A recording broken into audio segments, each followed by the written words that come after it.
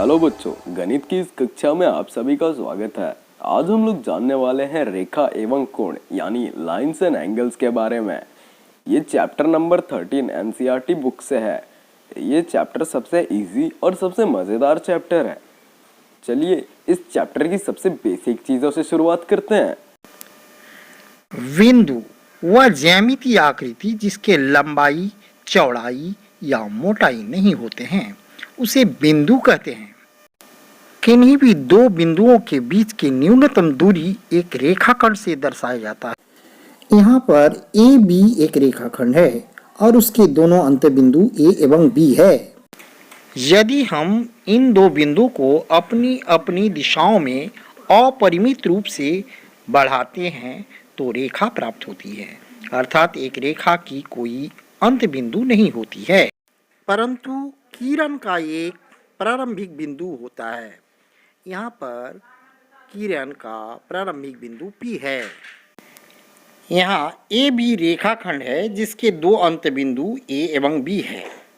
यहाँ PQ एक किरण है जिसके प्रारंभिक बिंदु P है तथा MN एक रेखा है जिसके कोई अंत बिंदु या प्रारंभिक बिंदु नहीं है। अब आगे हम लोग कोण के प्रकार पर प्रकाश डालेंगे। जब दो किरण एक दूसरे पर लंबवत हो यानी कोण 90 डिग्री हो तो उसे समकोण कहते हैं।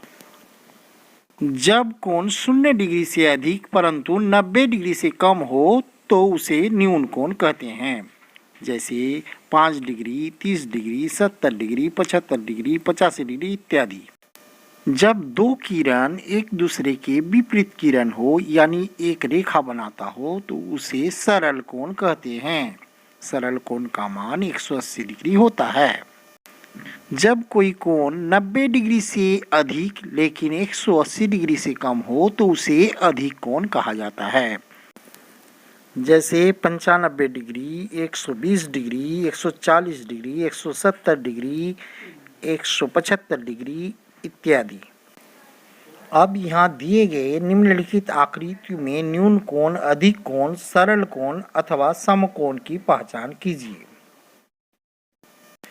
यहाँ स्पष्ट है, पहला आकृति में सरल कोण है, दूसरा आकृति 90 डिग्री से कम है अतः ये न्यून कोण है, तीसरा आकृति में बने कोण ये 90 डिग्री से अधिक लेकिन 180 डिग्री से कम है अतः ये अधिक कोण है, जबकि चौथे आकृति में एक दूसरे पर लंबवत किरण है अतः ये समकोण है।